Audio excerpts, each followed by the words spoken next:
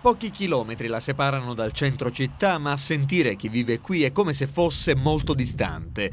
Per le persone che incontriamo per strada, abitare a Villa Seta significa vivere in un contesto di marginalità geografica oltre che sociale, in termini di servizi, infrastrutture e luoghi di aggregazione per i ragazzi e la terza età.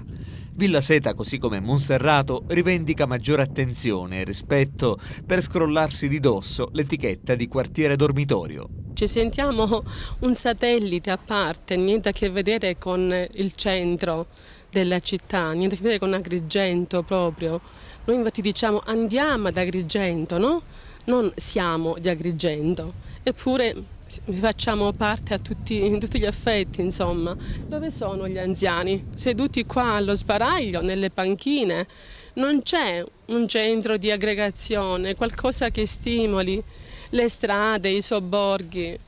La sera qua veramente è un po' pericolosetto andarsene in giro dopo le 6, perché c'è buio, ci sono le buche, chi più ne ha più ne mette, insomma. Noi come parrocchia intanto facciamo la nostra parte.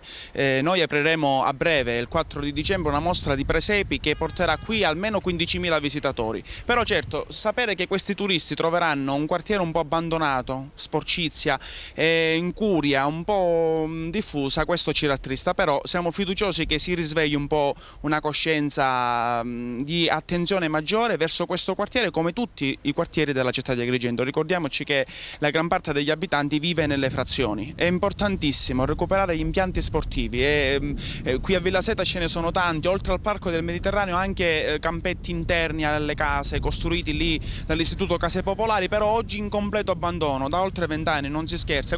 E questo è quello che un tempo era il centro commerciale di Villa Seta, oggi purtroppo è desolazione, degrado e abbandono. Vedete, i negozi sono chiusi, i saracinesche abbassate, alcune attività commerciali si sono spostate in un'altra zona del quartiere. Avevo 20 anni che avevo qua, ci crescevo qua, ma non c'è niente proprio, non c'è niente, non c'è nel travaglio, niente, non c'è niente. A Villa Seta un ruolo importante di formazione, oltre alle parrocchie, lo svolge la scuola.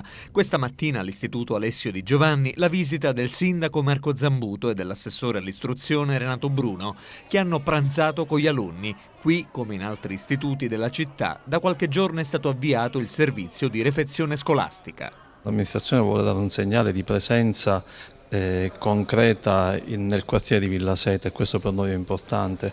Ogni giorno dalle scuole vengono segnalati al comune il numero dei pasti, le esigenze particolari dei bambini, se ci sono bambini che hanno intolleranze o altre esigenze particolari, per esempio motivi etnico-religiosi che non consentono di assumere particolari pasti, e ogni giorno dal comune vengono poi segnalate alla ditta tutte queste particolari esigenze e la ditta entro mezzogiorno riesce a fornire i pasti in 15 istituti scolastici. Imparare a rispettare le regole, stare insieme seduti a tavola, poter condividere con i compagni questa esperienza, secondo me per i ragazzi di Villa Seta che vivono in un quartiere che purtroppo non offre tutti i servizi di cui avrebbe bisogno, avere questo tipo di servizio ritengo che sia una soddisfazione, una possibilità in più.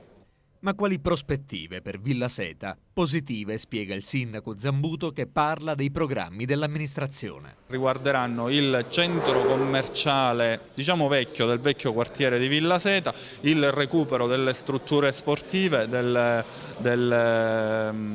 Villa Seta, del Parco del Mediterraneo, e il completamento delle opere di urbanizzazione di Monserrato. Questo ritengo che si tratti di un momento importante per migliorare notevolmente la vivibilità di questi quartieri.